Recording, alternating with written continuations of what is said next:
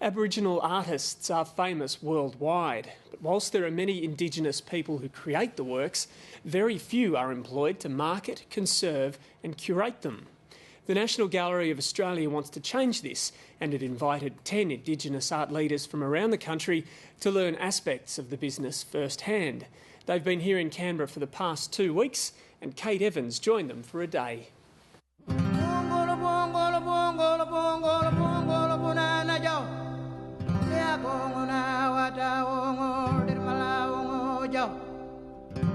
And what's the first thing that we notice when we leave the small gallery and we come into this gallery? It's a lot brighter and the works are larger. They've come from remote communities, country towns and big cities across Australia. But the 10 participants in the National Gallery's Indigenous Arts Leadership Program share a love of art. Artwork's always kind of been a love of mine. I do enjoy kind of practicing relief printing and lino work and stuff. To see artworks that were done by my grandfather that I haven't seen before is a big inspiration, and it's really eye-opening for me. The program is designed to inspire Aboriginal and Torres Strait Islander people working in the arts sector by showing them the range of careers on offer, with the ultimate goal to have more Indigenous people employed by galleries and museums.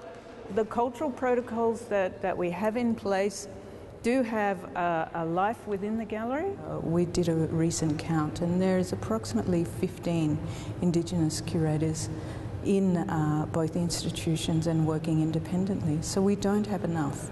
But we're not just happy to say we need more Indigenous curators. We actually want more Indigenous conservators, arts administrators.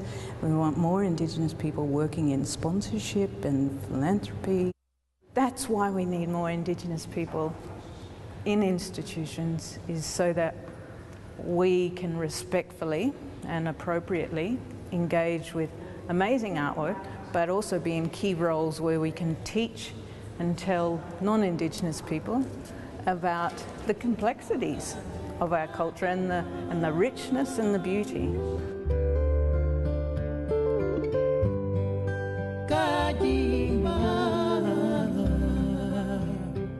The artist Marlon Mariko was my grandfather, mother's father.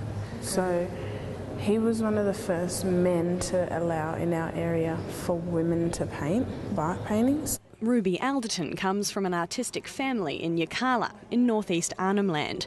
She's just finished high school and is working in the local art centre there. She was thrilled to see some of her grandfather's work in the gallery's collection. I saw an artwork that my grandfather did of the crucifixion of Jesus Christ, and I thought it was really strange because I thought, hang on, I thought this man was like really cultural and didn't want anything to do with the whole missionary thing. But you start asking questions, did he do it as a part of what they were learning from the missionaries, or was it just a story-keeping thing? But it was really interesting because I seriously didn't think he did things like that. The youngest participant in the program, she's looking for a direction for her future career.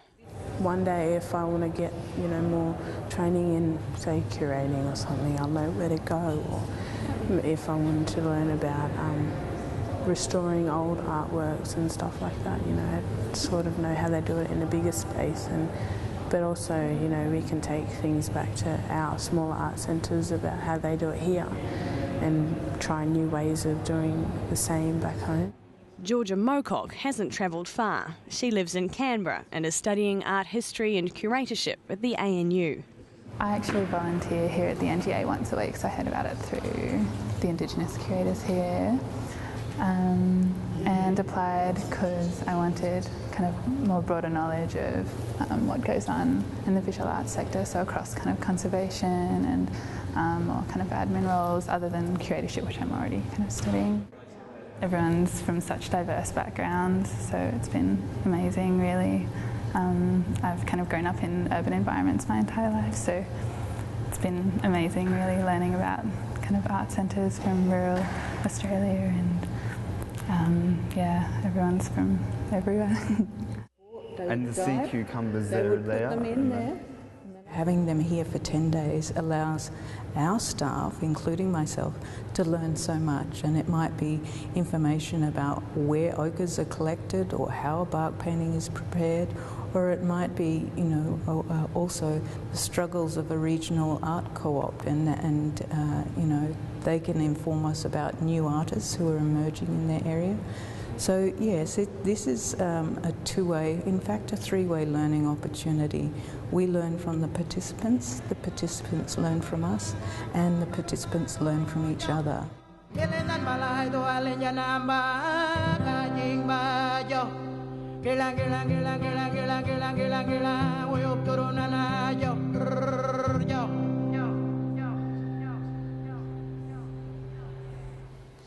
And that was Kate Evans' last story for us. She's off to have adventures. We'll miss her sunshine and her muffin baking skills. Good luck, Kate.